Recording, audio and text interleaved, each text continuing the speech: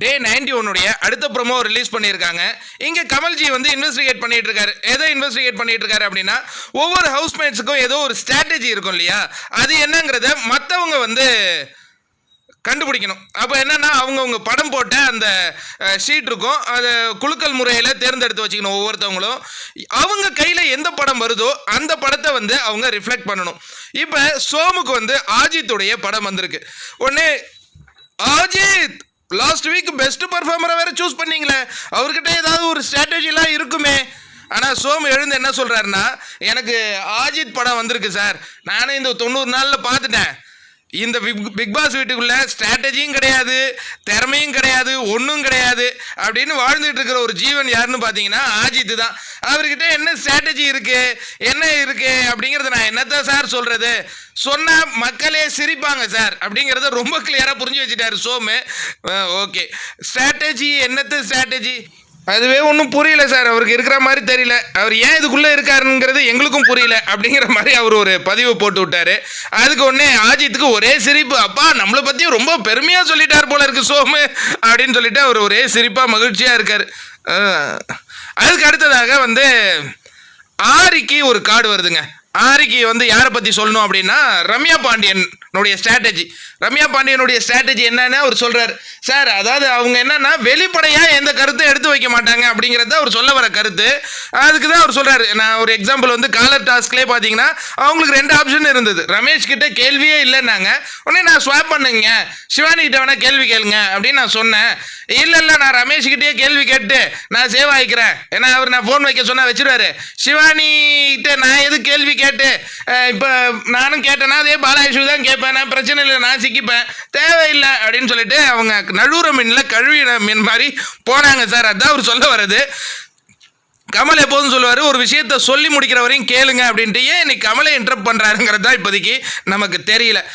அவர் வந்து இதில் என்ன கொடுமைன்னா, ஆரி ரம்யாவை பற்றி சொல்கிறாரு, இவருடைய முகம் ஏன் இப்படி மாறுது. ரியோ, அதாவது ரியோவை பொறுத்த வரைக்கும் யாருக்கிட்டையும் ஒரு குற்றமும் கிடையாது, எல்லாம் அன்பாக சந்தோஷமாக இந்த வீட்டுக்குள்ளே இருக்கணும் அப்படின்னு நினச்சிட்டு இருக்கிற ஒரு ரியோ ரொம்ப நல்லவர் அவர். அதனால் அவருடைய முகம் மற்றவங்களை பற்றி குறை சொன்னால் மாறிடும். இவரும் யாரை பற்றியாவது சொல்லணுமே, என்ன சொல்கிறாங்கன்னு பார்ப்போம்.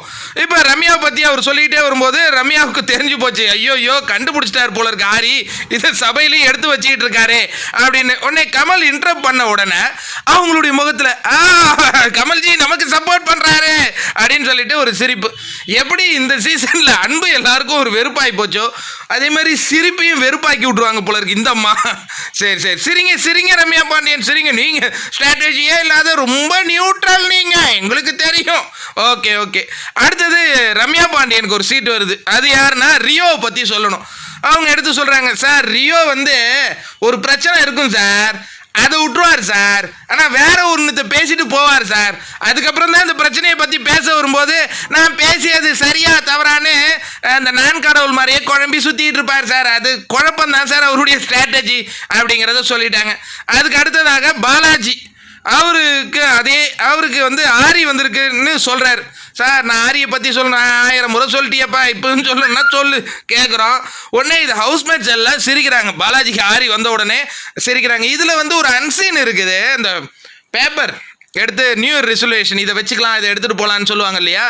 அப்போ அந்த டாஸ்க் எல்லாம் முடிஞ்சதுக்கு பிறகு இவர் வந்து படிப்பார், இவர் ஆரி பேரை எடுத்து படிப்பார், அதை கிழிச்சு தூக்கி போட்டு போவார். அதையாவது கேட்பாரா கமல்?